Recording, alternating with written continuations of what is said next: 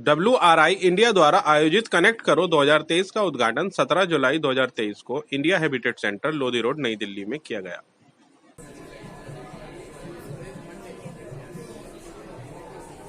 अस्सलामु अलैकुम, मैं ज़मीर अहमद अंसारी और आप देख रहे हैं जेड न्यूज़ फॉर यू। अर्ज यह है कि आपने अपने channel Z news for you को अभी तक सब्सक्राइब नहीं किया है तो सब्सक्राइब करें और साथ में दिए हुए बेल आइकन को भी दबाएं, जिससे हमारी आने वाली सभी वीडियोस के नोटिफिकेशन सबसे पहले आपको मिल सके।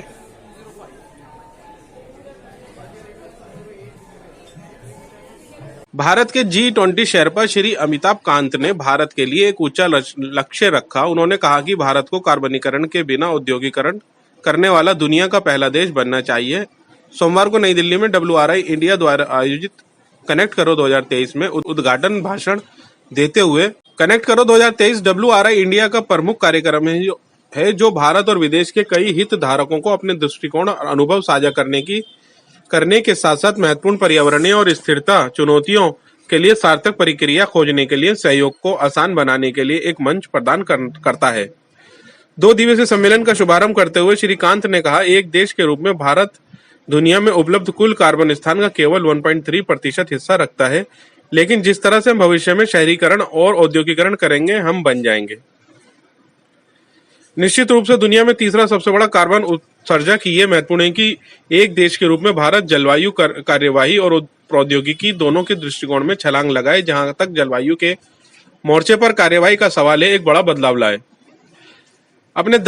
अपने 10वें वर्ष में कनेक्ट करो 2023 ने भारत के लिए स्थिरता समाधानों पर विचार विमर्श करने के लिए विशेषज्ञों, नीति निर्माताओं, उद्योगों के नेताओं और शोधकर्ताओं सहित 450 से अधिक प्रतिभागियों की एक विशिष्ट सभा का एक साथ लाया।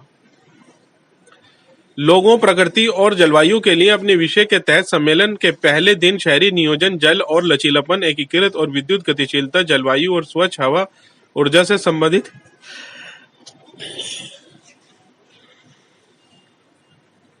संबंधित मुद्दों पर नए शोध और 18 विचारोत्तेजक सत्र जारी किए गए। कार्यक्रम में बोलते हुए WRI इंडिया के CEO माधव पई ने कहा, हमने थिंक टैंक, निजी क्षेत्र के खिलाड़ियों, शोधकर्ताओं, नागरिक समाज और सरकार के नेटवर्क को एक साथ काम करने और व्यवहार्य समाधान खोजने के उद्देश्य 2023 में कनेक्ट करो लॉन्च किया था, जो भारत में सतत विकास को सक्षम बनाता है। एक दशक बाद ये देखकर खुशी होती है कि 450 से अधिक प्रतिभागी हमारी चर्चा में शामिल हुए हैं, जो जटिल क्षेत्रीय मुद्दों पर साक्ष्य आधारित प्रतिक्रिया की तलाश कर रहे हैं और हमारे समय की तत्काल चुनौतियों के लिए सूक्ष्म प्रासंगिक समाधान तलाश रहे हैं।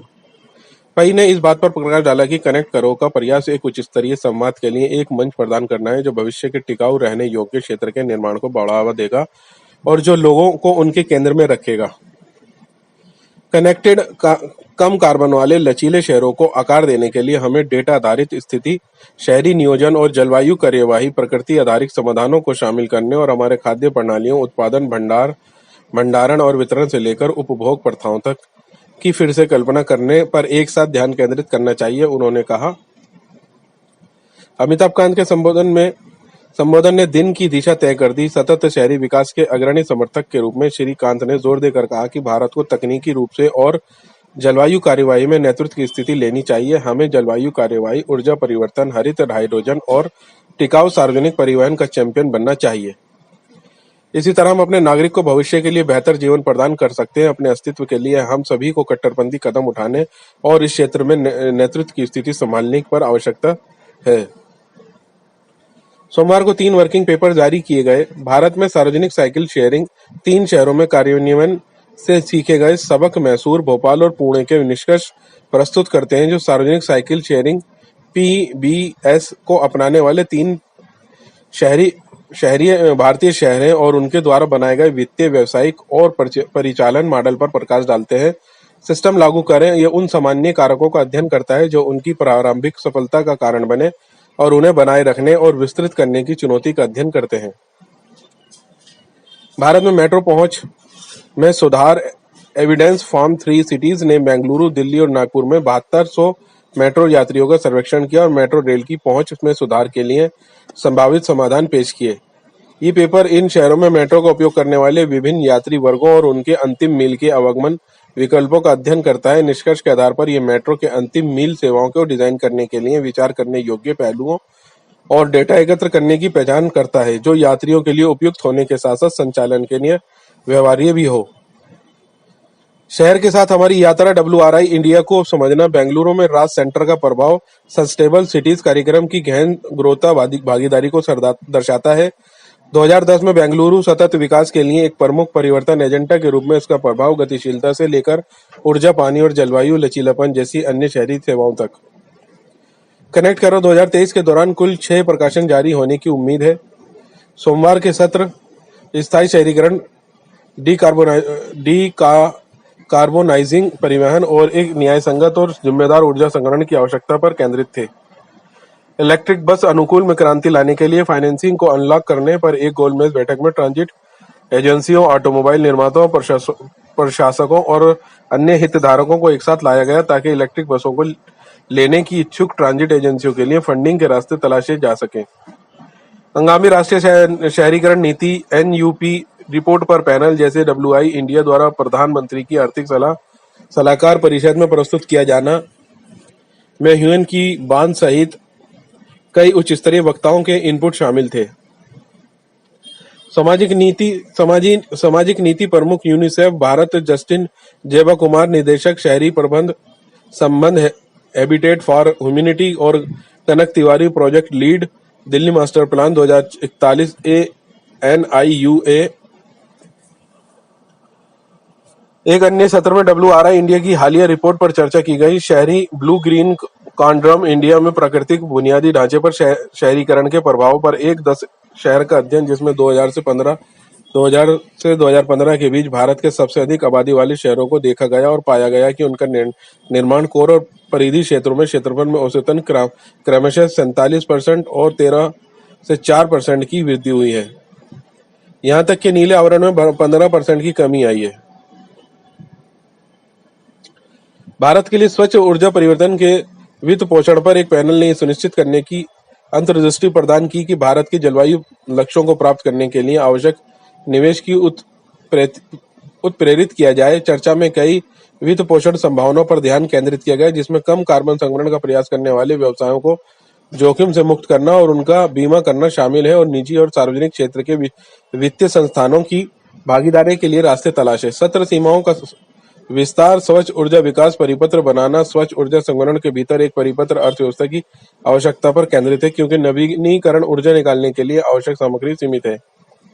पैनलिस्टों ने भारत के सार्वजनिक और निजी क्षेत्रों द्वारा तेजी से उत्पादन अभ्यास के रूप में चक्रीयता को अपनाने के विभिन्न आयामों और विकसित हो रही शासन संरचना पर ध्यान दिया, जो ये सुनिश्चित करने में मदद कर सकती है कि स्वच्छ ऊर्जा संग्रहण के लिए संसाधन का उपयोग सामाजिक और पर्यावरणीय रूप से उचित और जिम्मेदार है। पैनल के दौरान न्यायोचित परिवर्तन पर भी ध्यान केंद्रित किया गया। लचीलेपन के प्रति संवेदनशीलता, भारत में MSME के लिए एक उचित बदलाव को बढ़ावा देना, जिसमें पता लगाया गया कि जलवायु परिवर्तन, जलवायु नीतियां और डिकार्बोनाइजेशन अनिवार्यताओं से प्रेरित बदलाव MSME को कैसे प्रभावित कर सकते हैं। सरकारी प्रतिनिधियों और हितधारकों सहित पैनलिस्टों ने न्यायसंगत और समावेशी निम्न कार्बन संगठित सुनिश्चित करने के लिए आवश्यक उपायों पर चर्चा की, जो भारत के MSME क्षेत्र और इसमें कार्यरत 111 मिलियन लोगों को पनपने की अनुमति देता है। पैनलिस्टों ने ऑटो उद्योग पर एक विहंगम दृष्टिकोण के साथ सेक्टरवार उचित बदलाव पर भी चर्चा की। सत्र में महिला श्रमिकों पर कम कार्बन संग्रहण के प्रभाव का विश्लेषण करने का भी प्रयास किया गया। With the overarching theme for people, nature, climate, Connect Karo 2023 offers a platform for multiple stakeholders from India and abroad to share their knowledge and to facilitate collaborations and meaningful response to critical environmental challenges. Connect Karo 2023 promises to be a lively, interactive space that will convene plenaries on transformative urbanization and green development, as well as 25 plus specific sessions on diverse themes of climate and clean air action, food systems, clean energy and energy access, urban planning, water resilience, integrated electric mobility and more. Connect Karo 2023 not only gives you an opportunity to listen to the game-changing ideas from eminent voices in the domain, but also provides an excellent platform for networking, allowing you to connect with like-minded professionals, exchange ideas, and building meaningful collaborations. Few things before we start. I would request you to keep your mobiles on silence.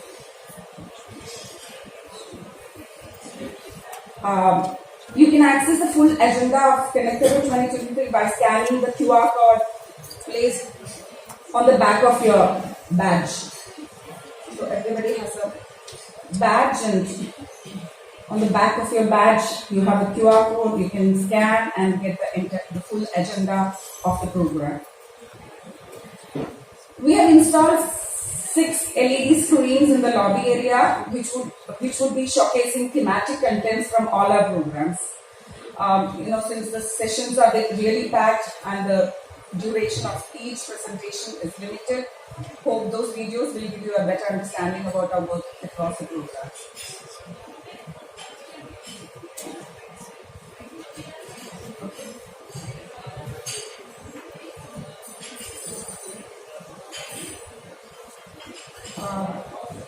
We are moving on to the program. I think our chief guest, Mr. Caro, is joining shortly. So I would request Madhav, our CEO of WRI India, to come and take over.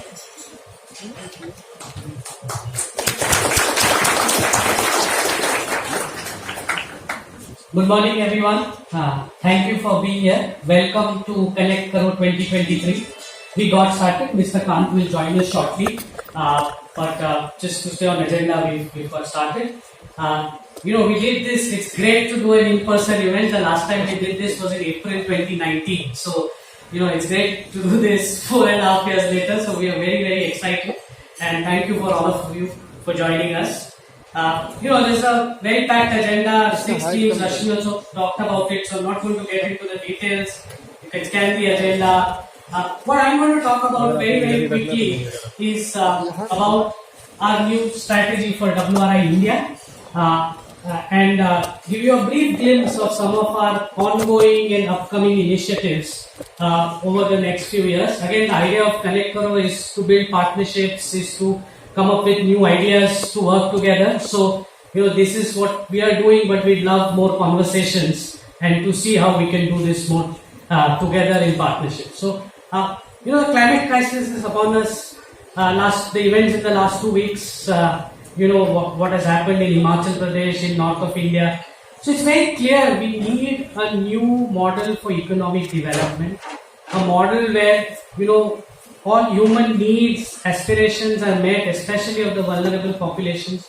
We need to restore nature, and we are seeing the implications of not doing it, and we have to do that by rapidly decreasing carbon emissions. So we really need a new approach. So at WRI India, we've decided primarily to focus on 3 systems, food systems, energy systems, and cities. We believe that these systems are undergoing transitions, right? And we want these transitions to become positive transformations, because we believe that if that happens, there will be an outsized impact on lives and livelihoods of the people. So we basically broadly, work on these 3 things.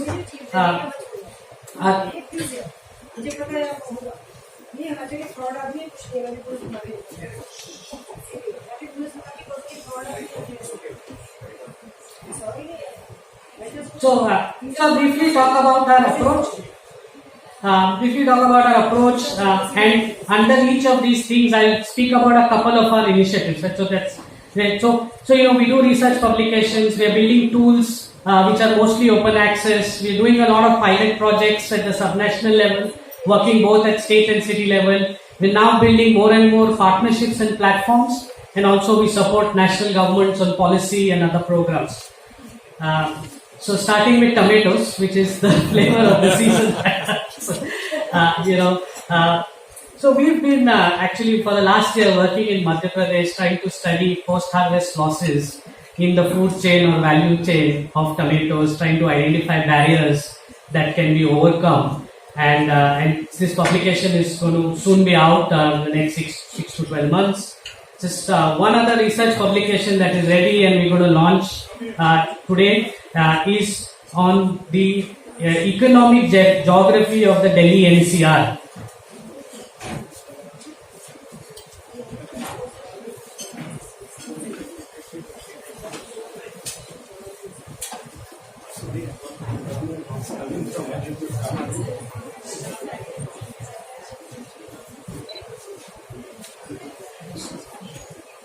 So this is about the economic geography of the Delhi NCR. This paper really talks about the strengths, opportunities and threats for Delhi NCR as it grows as an economy and its implications on planning.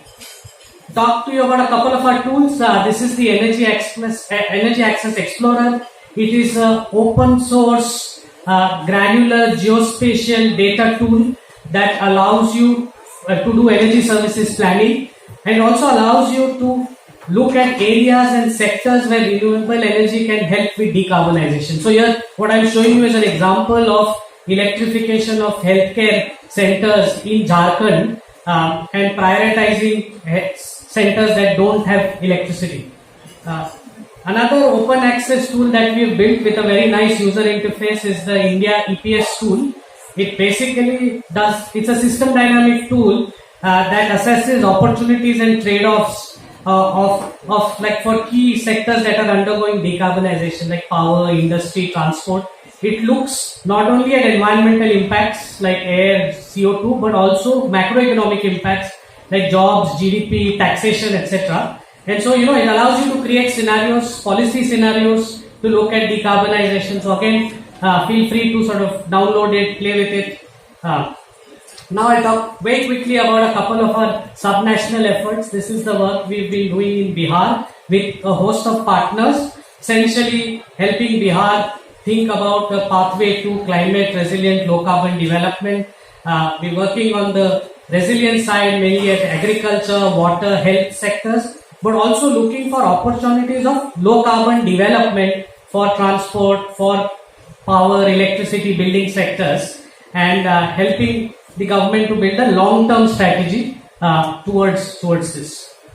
This is the Mumbai Climate Action Plan. This is more at the city level.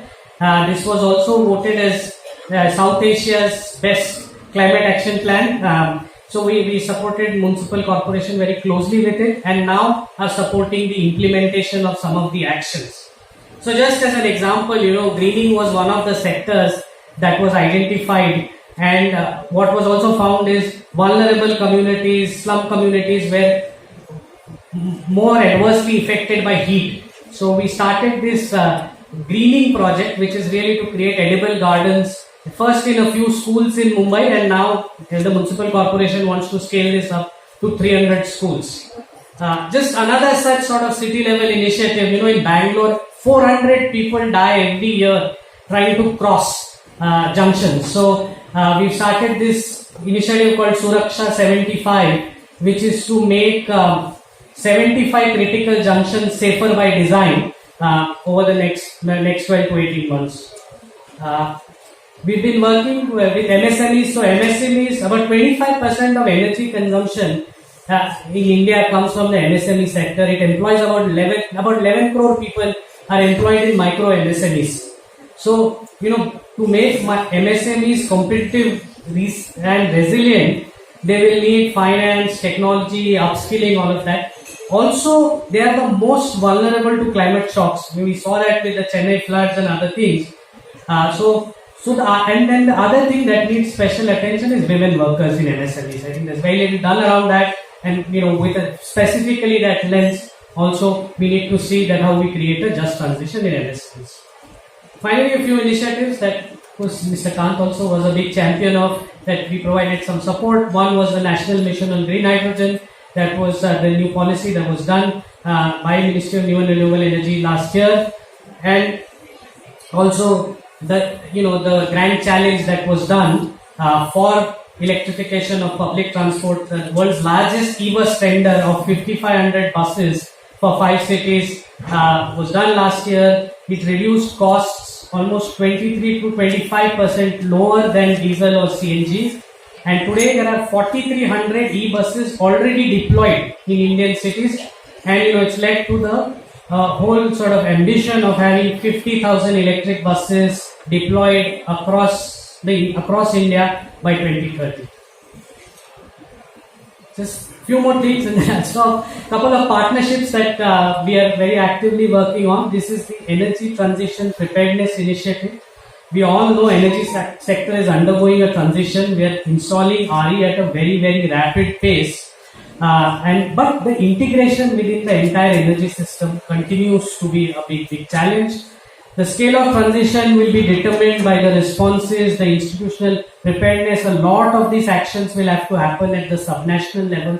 So this tool or this indicator set is basically a way to assess and then use that as a starting point to develop policies and programs on improving. So we've just put out the indicators for the electricity sector. We're going to do similarly for buildings and transport sector. And this is another partnership. There are several partners for this responsible energy initiative. We have also engaged a lot of stakeholders, including financiers, producers, investors, and manufacturers around this. The main idea is that RE is growing rapidly. Let's make sure that it is environmentally and socially just and doesn't have the challenges of the previous energy transitions that have happened. And of course, circularity of RE is one big topic also that is being sort of focused around this. Last couple of things. This is the land accelerator. It's really to support businesses for accelerating a restoration-based economy through innovative business solutions. We've already done 3 cohorts of this. The applications are open. If you are a restoration entrepreneur, if you know a restoration entrepreneur, please apply right now. And then finally, this is something we launched today, is an accelerator for clean air actions. This is a cohort of 10 cities that we will work with closely to see how we can actually deploy projects for clean air mitigation across in these cities. It's Akas for blue sky. So with that, this was the whole idea, was to give you a flavor really and the range of our work and our approaches. And hopefully, we can have deeper, longer conversations around each of these topics in the individual sessions and after this event. So with that, thank you once again for being here. Welcome to Connect Caro 2023. And now I'd like to invite my colleague, Ms. Jennifer Lakey, the Global Director for our Energy Program, to address you.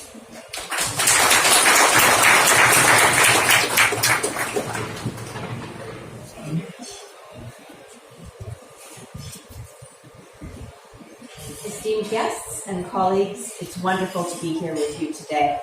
I am thrilled to have had the opportunity to be at our last Connect Caro and to see how much momentum we've built with you all in the last few years, despite all the challenges of the global pandemic. I want to talk about energy and the critical role energy will play in our sustainable development goals and meeting human aspirations. Energy is the heart of a healthy planet. It touches everything: our homes, our hospitals, our schools. Every aspect of human development is touched by energy. It's at the heart also of our climate emergency. We have to recognize how important our actions are here in India and around the world to change the way we think about fueling our new economic opportunities. Today, energy is the largest source of polluting emissions, climate emissions around the world. It's sickening people with power stack emissions and polluting our land and water. It must now expand in order to reach the 700 million people, most of them in Africa, who do not have access to electricity today. We have to both expand our energy systems and change its composition to meet the demands for a healthy, prosperous life in all corners of this earth. So, how do we tackle that? How do we begin to build for that future? I'm thrilled to be in India to talk about that with you all today and over the course of the next few days. We know that India has led in thinking through the transformation of an energy system that is based today largely on fossil fuels, but is changing at the pace and scale needed. We need big, fast, inclusive change. And my hypothesis is that India will lead us on that path. We have to focus on how people, how nature, and how climate all interact. Madhav introduced the theory of our change models in terms of how we will do that with WRI and how we will do that with all of you. So within the energy sector, we focus on 4 pillars of change. First, changing the supply of energy, thinking about how we can meet these economic goals with clean energy solutions. Prime Minister Modi has announced that the country will strive for 50% of all energy requirements from renewables and reach 500 gigawatts of installed capacity of non-fossil fuels by 2030.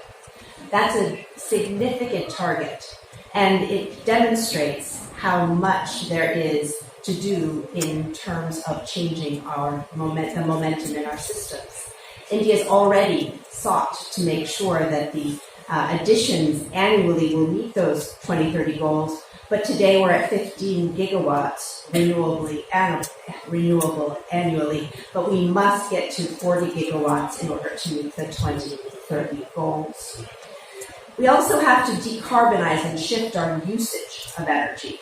It is actually the market that must be transformed, not just the supply side generators, which coal plants get put in place and which natural gas plants get put in place, is only one of the questions.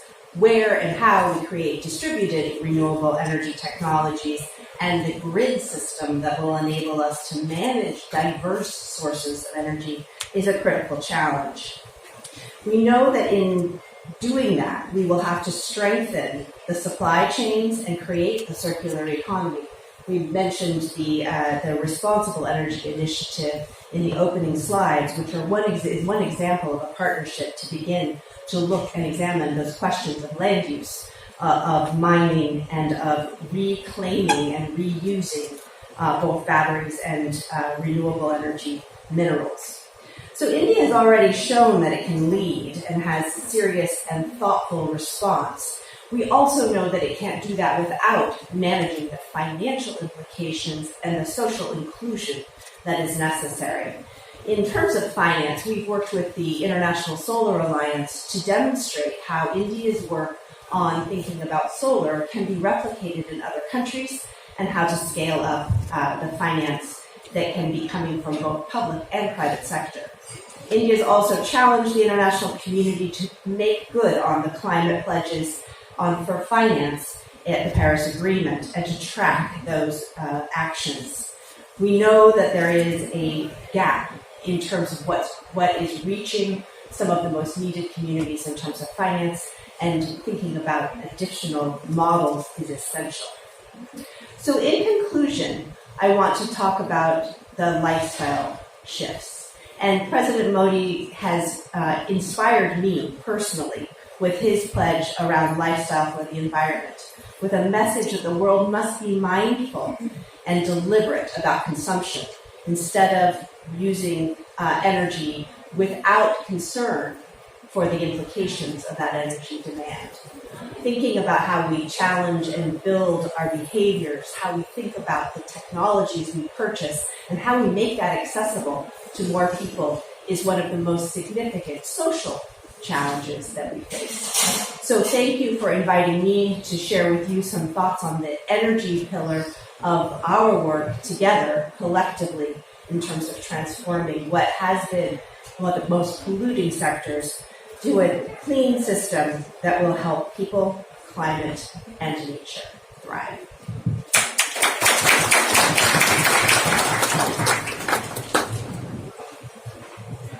I would like to invite Mr. Dr. Doug Chapman to speak here. Thank you, and good morning and welcome to Connect Caro.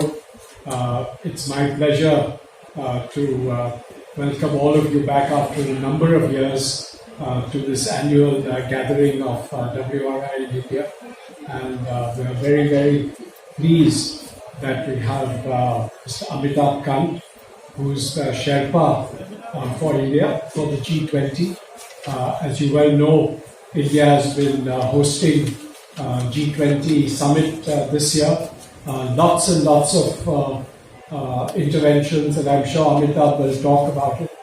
But I also want to focus on why we are so keen that Amitabh is with us. Because when he has been not just in the recent decade with the industry ministry and with Niti Aayog, but many of the things that we talk about today came from his thinking and idea on how India should react and behave at a time of climate change. I think we've all been experiencing climate change.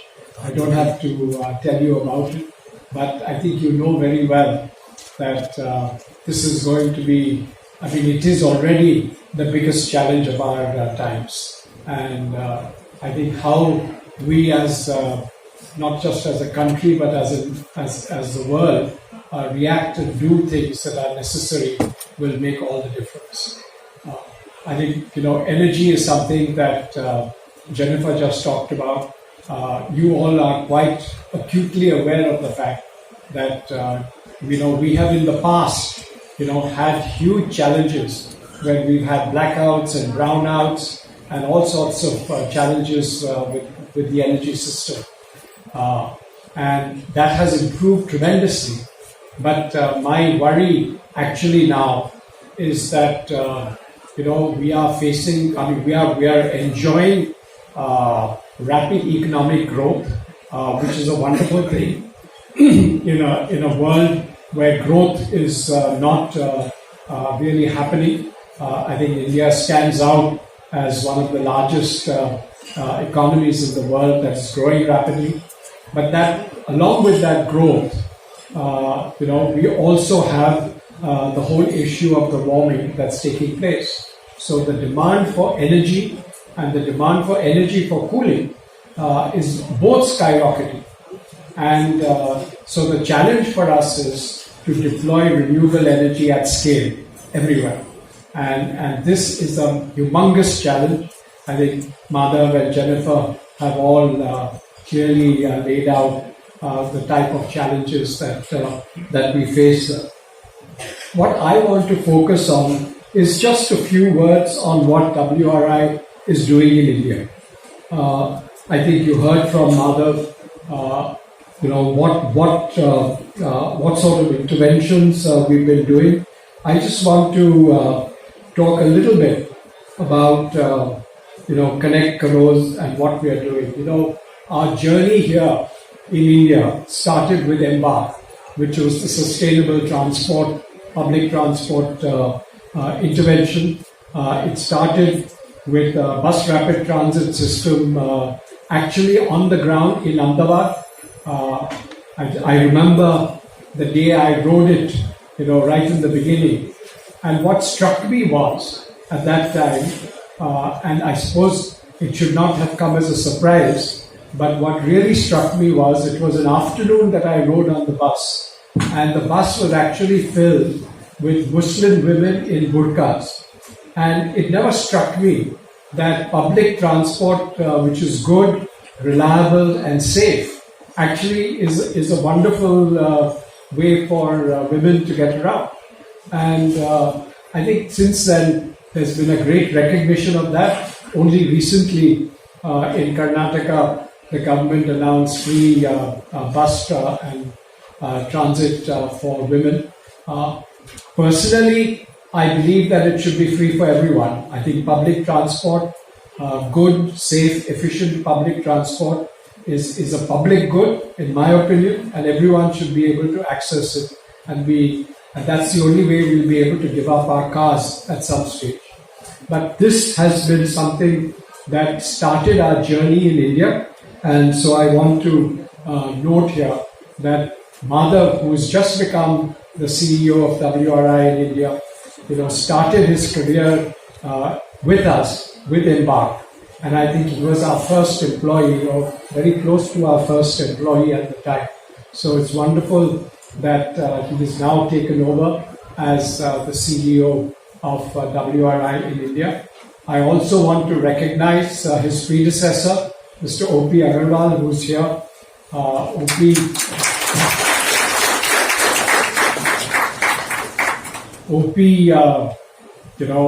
has had a distinguished career in government, at the World Bank, and as CEO of WRI in India.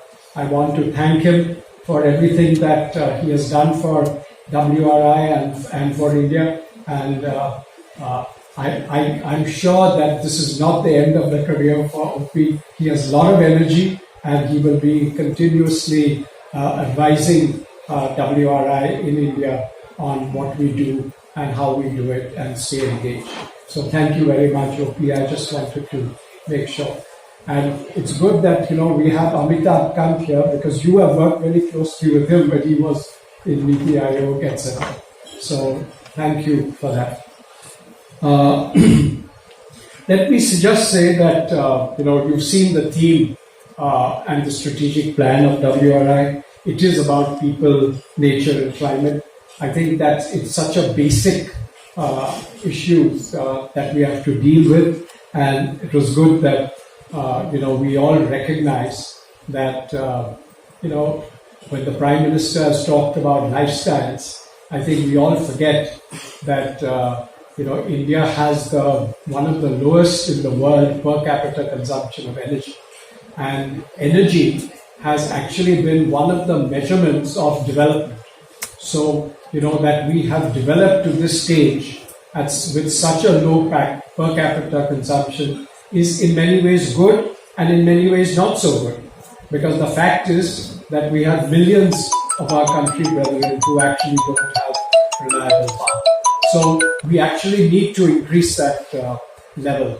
But I always remember the words of former Prime Minister Dr. Manmohan Singh, when he used to say very clearly that India should, of course, strive to increase the per capita consumption of energy, but that we should never exceed the average of the world, and we should always stay below that. So we are well below that, but we have a little bit of headroom there. But with the way climate is changing, I don't think we have too much headroom either. So, but this is crucial, energy is. I think the other thing that we have to understand is that land use and agriculture. I mean, these two are crucial for India, since so many Indians are involved in agriculture, full-time, part-time, etc. And agriculture, uses huge amounts of resources, whether it's water, it's land, it's fertilizer, it's pesticides. I mean, all of that, is so transforming agriculture and land use, I think, is crucial, and this is one of the key aspects for WRI. I have to talk a little bit about sustainable cities, only because, one of the reasons I think that WRI is here, and lots of other voluntary organizations are here, is because we recognize that, cities make up a huge amount of our development challenge. And one of the problems that we faced in our big cities everywhere has been air pollution. It's a very complex issue. Not only WRI, but lots of other organizations have been working in this area. I would say that it's one challenge that we have not been able to make enough progress on. And I think we always need lots of ideas in this, and how we can create a system where we can defeat air pollution. This is not unique to India. It has happened in other countries, the United States. I mean, you take Los Angeles. There were lots of other cities, like even London, that had water pollution, air pollution, and they managed to clean it up. I think this is a big challenge for us. We have to take this challenge head on and find an answer to air pollution and water pollution, etc. Because this is it's very basic. It's about livelihoods. It's about people's health, and we can't really ignore it. The other, big issue for India, of course, is jobs. And it's not just jobs, it's about good jobs, it's about jobs where people who have skills, etc. I know it's a big focus of the G20, and hopefully Amitabh will talk more about it. So this is, what WRI broadly does. We do look at the macro picture before we look at the micro interventions, and it's important to keep in mind our macro interventions because that's what makes a difference. And in conclusion, I just want to thank all of you for being connected with WRI and for all that you all do. I want to thank Jennifer for being with us here today. Thank you, Jennifer. She has been a great supporter of India. I think you've been coming to India for more than 50 years, I know. So thank you very much, and thank you to Amitabh. Thank you very much for being with us. I know you came last night from Hampi, it's always wonderful to have you with us.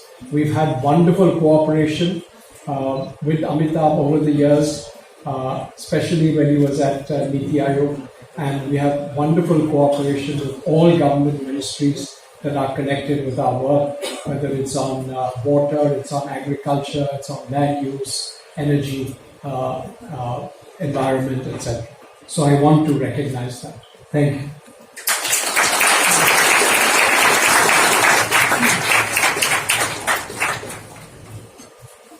Now I welcome Shri Amitabh Kant, G20 Sherpa of India during its presidency. Amitabh Kant need no introduction. His vision and charismatic leadership have taken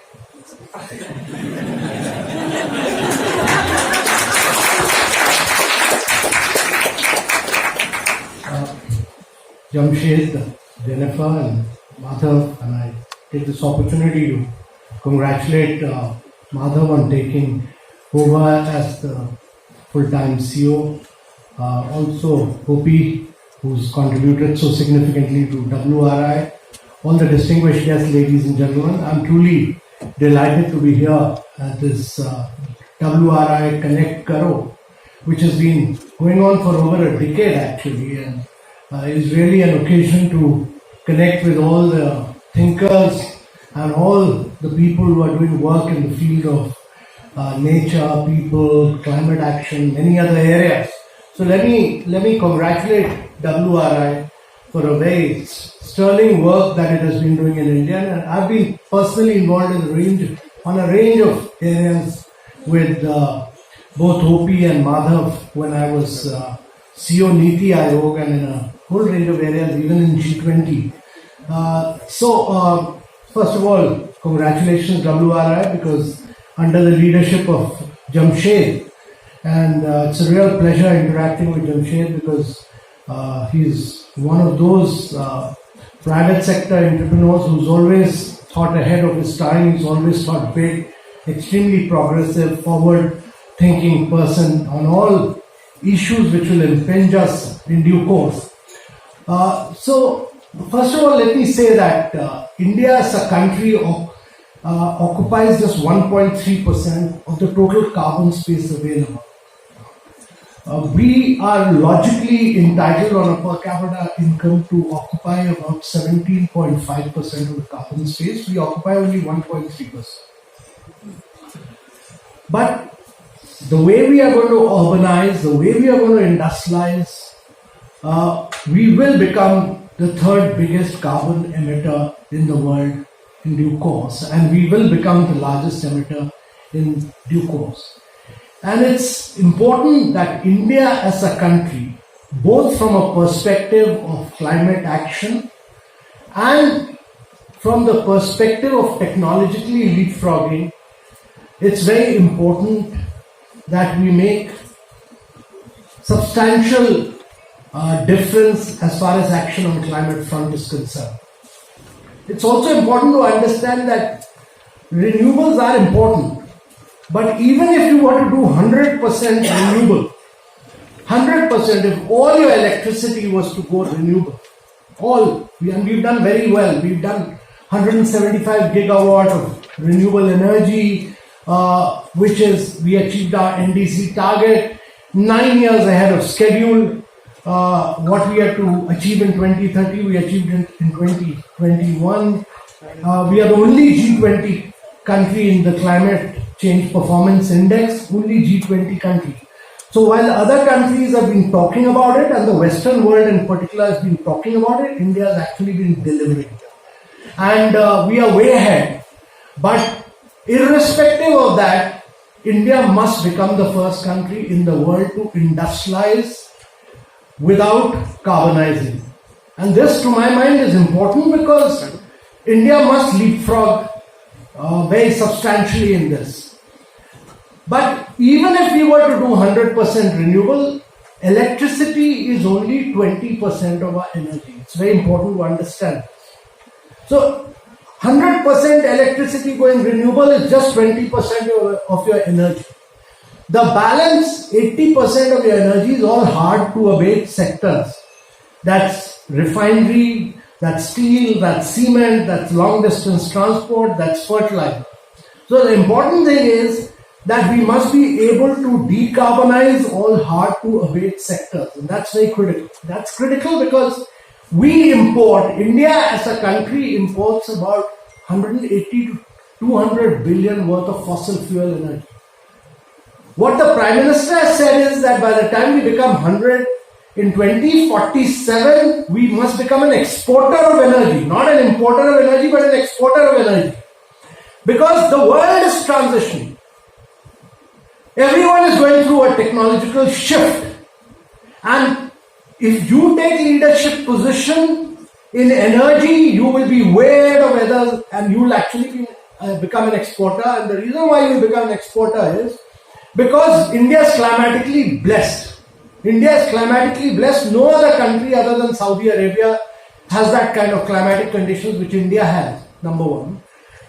Number two, India's private sector entrepreneurship is top class, really top class. What they've delivered is really top class and they are capable of doing it. Now, so what India needs to do is get on to this business of speeding up renewables but simultaneously decarbonizing hard to abate sectors. We use about 11% of the world's grey hydrogen in our refinery. And if we were to convert that grey hydrogen into green hydrogen, it will be a very big leap forward. Similarly, we need to decarbonize our fertilizer, our steel, our cement, our long distance transport. All this needs to be decarbonized. This is critical. And this would require a huge thrust on green hydrogen. Now the green hydrogen is important because you can use renewable to crack water, produce green hydrogen, and then not only supply to all these hard to abate sectors, but in its liquefied form, ammonia, you can export to the rest of the world. Because by 2026, Europe is going to put border taxes and you will not be able to export steel or any other products to Europe. And the world is going to, Europe, America, all these countries will be looking for decarbonized products. There are two challenges. Firstly is the challenge that while we are advancing ahead, United States and America and many other countries are pushing for protectionism. These are countries which call themselves as champions of laissez-faire, but they've been pushing for protectionism as far as energy transition is concerned.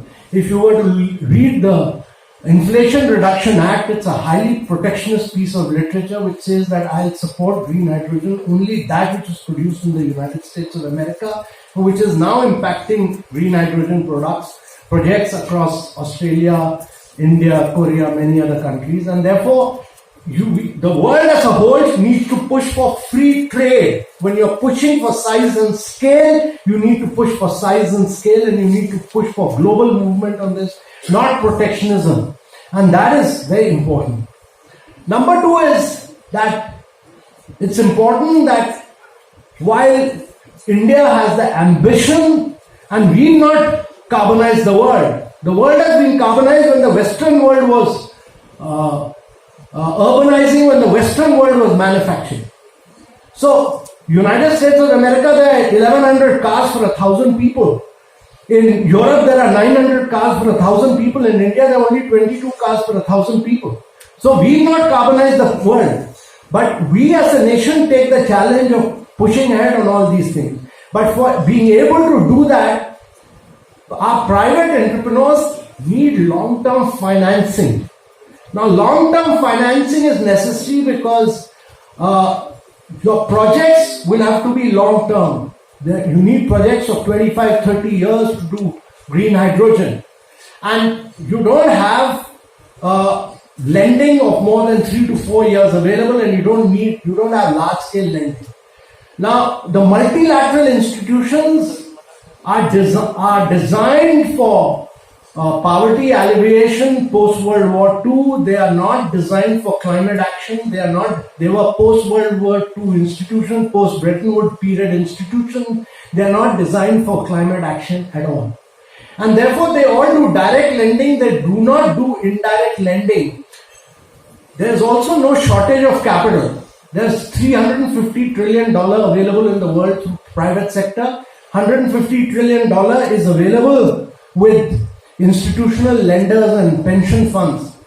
But they need de-risking, because the risk of developed world is you get interest at 2%, in India you get at 8%, Africa you get at 16%, sub-Saharan countries you get at 22% because there are different risks. But if you look around the world, you'll find that the emerging markets are growing at a faster rate than the developed world. The developed world has peaked, it has polluted the world, its growth is coming down. Emerging markets, the demographics are young, very young demographics in Asia and in Africa, their growth is going up. So the growth is going up, but the international financial architecture is such that the resources are going from developing world to the developed world. The developed world is causing inflation and is raising interest rates and leading to resources flowing from developing world to the developed world. It has to be, as the IMF has rightly said, resources need to flow from the developed world to the developing world to enhance acceleration of pace of growth in emerging markets. And acceleration of growth means that the growth which is very climate friendly, which is decarbonized growth, and where resources flow for climate action. And that would require lending multilateral institutions to lend for climate action using instruments like MIGA for blended finance, for first loss guarantees, for credit enhancement. All this is very, very critical. Because without that, you will not be able to do foreign exchange fluctuations on a long-term basis, to be able to do long-term funding, and to get into long-term cutting-edge technology. You need cutting-edge technology for renewable, for green hydrogen. You need it for transportation so that emerging markets can make a quantum jump forward. Our entrepreneurs are good enough to go and get technology, but they need long-term resources, and that is critical. That is critical. And to my mind, I think India is on the right path because we made radical shift in renewables by achieving 175 gigawatt. This has been achieved by policy framework, but this has been delivered by the private sector of India, which has been very dynamic. And I'm absolutely sure that India's private sector will also deliver on green hydrogen. The cost of green hydrogen right now is about $4.5 per kilogram. The challenge is to bring it by 2030 to $1 per kilogram. $1 per kilogram means that you need to build size and scale, you need to do electrolyzer manufacturing, you need to push for greater renewables, all this. And private sector is doing this. They are pushing for pump storage in a very big way, which means that you won't be dependent then on nickel, cobalt and ilmenite. But you can then, your pump storage gives you the advantage because you're a large country. Pump storage gives you the time span of about 100 years and is 40% cheaper than battery storage. And that is what I think the attempt in India is to, how do you become the cheapest cost producer of green hydrogen for many of our hard-to-abate sector, but also become a key exporter in due course.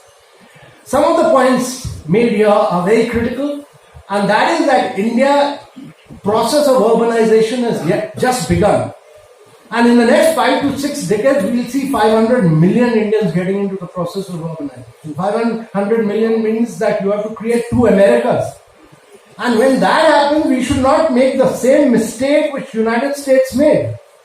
They made cities for cars, not for people.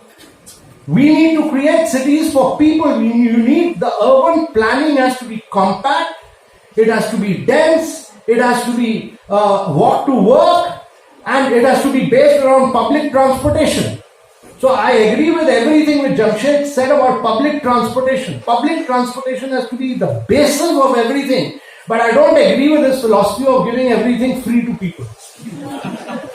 The minute you give things free, people will not realize the value. You can charge low price for small distance travel, higher price costing for long distance transport, but everybody must pay. Indians must learn to pay. Because as it is, your road transport are the worst managed. They are not financially well managed. They are all bankrupt. And if you don't charge people, and if Indians don't pay for infrastructure, for their own cities' infrastructure, all of us must pay for our cities' infrastructure to ensure world-class infrastructure. And that's a responsibility all of us must take. Once again, all of us must take for this, because in the long run we must build top-class cities. And this public transportation, look around all cities. We need to move towards electric transportation. That's why we did this buses of 5,500 buses. All buses. Cities had different. All the cities which participated in this tender had different floor sizes. Some had front entry, some had back entry, some had different standards, some had different size. It took us about 110 meetings with 7 cities to get them all together. And all of them agreed. And that's how we were able to get 5,500 buses and reduce the price. Similarly, in the next round, the aim should be 50,000 buses, a lakh of buses to be able to make India the center for electric bus manufacturing. And India has the potential to be the electric bus manufacturing city. And the minute we are able to do this, you will see a difference in our cities. And that requires us to do different nature of urban planning. That is, revolve your cities around electric buses. Cities are meant to be for walking, they are meant to be for cycling, they are meant to be for electric buses and not for cars. That's my belief. Second point which was made was about life, which is very important to my mind, because the International Energy Association study has just showed that by simply changing lifestyles, we can save about 20% of the energy. 20% energy. Lifestyle. Because you go across to New York, you'll see all buildings' lights are on. All buildings' lights are on. Taps are on in many other cities. So simply changing lifestyles for a better world of tomorrow will make a difference. So my belief is that India must take leadership position. Technologically, this is an area where we must leapfrog. We must become the champion of climate action. We must become the champion of energy transition. We must become a champion of green hydrogen. We must become a champion of public transportation. And that is how we will provide a better life to our citizens for the future. And that the better life for our citizens means that the challenge today is that the world may survive, but all of us as human beings will go extinct by 2050. That is the challenge before the world. And it's the biggest challenge confronting the world today. If you have to ensure that human beings survive, we need all to take radical measures, and India must be in the leadership position. Thank you very much.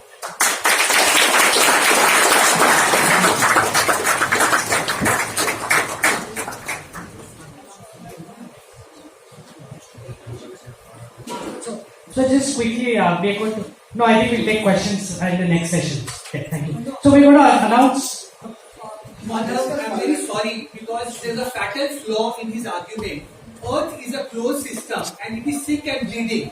You say nothing should come for free. But what about the negative externalities being piled on Earth which is not paid for? Where is the left side of the equation that Muhammad Ali, died?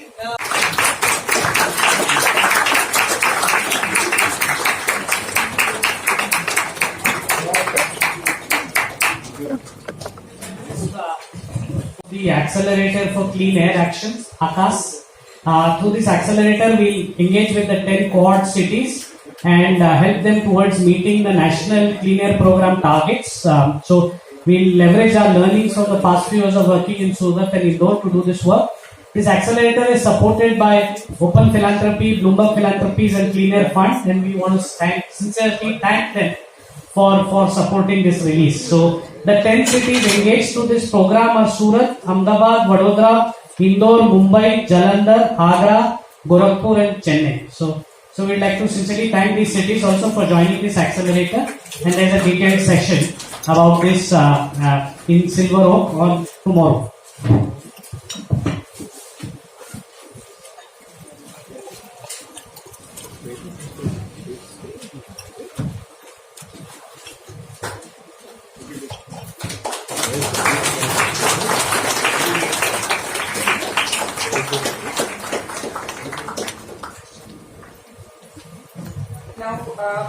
For the entire sector, RE sector. We have seen a growth of RE in India, and India is very committed as far as the energy transition is concerned. But this energy transition has to be done along with the energy security.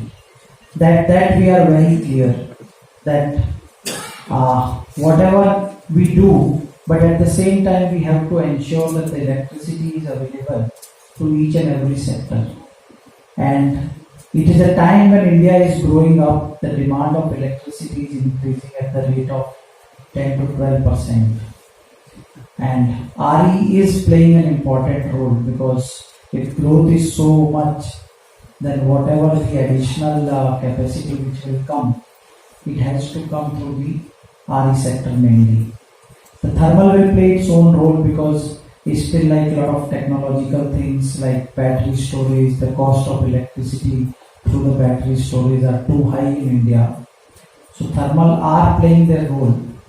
But RE has now come into the center stage, and as we have already seen, by June we have more than 70 gigawatt of solar and about 45 gigawatt of wind. And if we look at the overall non-fossil sectors, so it's more than 183 gigawatt of non-fossil energy which we have done. And we have gone for a target of 500 gigawatt, which we have, our Prime Minister has already announced as a part of Panchamrit. So in order to integrate the 500 gigawatt, the battery requirement has also increased, with more and more solar coming up, solar which is expected to be about 300 gigawatt by 2030. We already know that the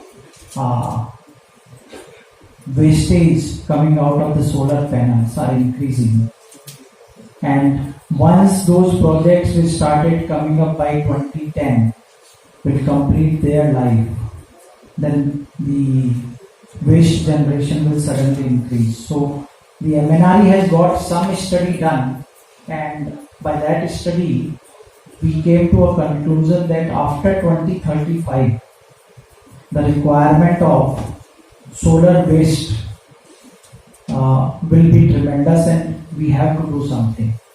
So we have a time period. The time is not too large, because if we look at the policies at the world level, so every country is framing the policies that how they should go ahead. And I personally feel that this is a sector like an IT sector. When the IT was growing, then we let it grow, and after certain stage the IT recycling and all those things have come into picture. So India is also in a stage where the RE is increasing, And it is the high time that the government, the think tank, the business communities all come together to find a way in which when the challenges comes after 2032, 2033, when we have a large scale of waste generated, so how we can take care of this. Because this becomes all the more important since as per the IEA studies, it is not only the solar waste, but the batteries which will be going to have a large input in the sector. And the life of battery will not be as large as the life of a solar panel is. So that part also will come into picture. And when we combine this with the energy security, then the issue of critical minerals comes. So the country which recycle their product and use the critical minerals in an optimum way, that will be the one which will achieve the energy security in a faster way.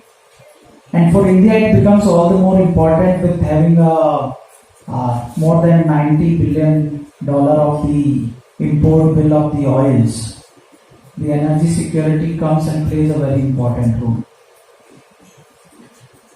We have been doing some things, and the Ministry of New and Renewable Energy has already come out with the R&D proposals, where we have asked the academia and the industries to join hand together and do some R&D projects where we could understand that how much we can extract. But it is going to be an informal sector, because you see in India the waste collection, we are not very good. If you see everywhere, the waste collection is not very good, and we have to include the informal sector into this, because it is ultimately they who will go and collect the wastages which are there at the different part. And that supply chain need to be developed, taking into sector the informal sectors as well as the business houses, who can ultimately optimize the cost. You see, one thing is very clear: as long as it is going to be costly, it will not be acceptable. So maybe government will initially fund them, government will initially give some part of a viability gap funding to develop the sector. But the way we are moving 500 gigawatt by 2030, maybe 1200 gigawatt by 2047, and net zero by 2070. So the requirement is increasing, and all those plants will continuously require the recycling. And the recycling may increase even much faster, because all those the technology is changing from multi to poly to now top-on and all those things coming up. The industry will always do away with their older panel and go for the new panel. So where will those panels will go away? They will either go into the secondary market, which need to be developed in India, or they will become a waste. So these are the all open questions, and I can tell you very clearly, looking after the circular economy in the ministry, that we are looking for solutions, and it becomes very essential that such kind of seminars are conducted, and in those seminars, when deliberations are done, and the result of those deliberations are when given to the government by the think tanks, then we sit down, we have discussions with the stakeholders and come to a conclusion that how to go ahead into this. The only thing which I can say is that it provides a big business opportunity for the businessmen, starting from the people who are going to set up the industries where the extraction will take place, the industries which is going to handle the supply chain part of the entire network. At the same time, the R&D institutes who are going to do research and have the patents into these areas. We are in touch with WRI and the other think tanks to decide how we ultimately go and implement this. As of now, we have made our intentions very clear. After bringing the e-waste policy, where we have said that the developers who are putting the plant will have to keep their waste there itself. They cannot keep it throwing here and there. But just making a policy will not solve the problem. We have seen that recent cyclone in Gujarat has led to lot of solar panels on rooftop being thrown as a waste in the various places. Now government will have to work. We are in touch with the various state governments, but again the informal sectors will come and play an important part. And he will pick up those solar panels only when he knows that he is going to get a money out of it. So it's a complete ecosystem which needs to be developed. And it is something which I say that maybe initial 3-4 years we can say that we will do it or will not do it. But after 2030, it is something which we will have to do it. So it's a good forum where WRI is doing this thing. WRI already we have taken them with our knowledge partner, and we expect a lot of deliberation here, and I wish you all the best.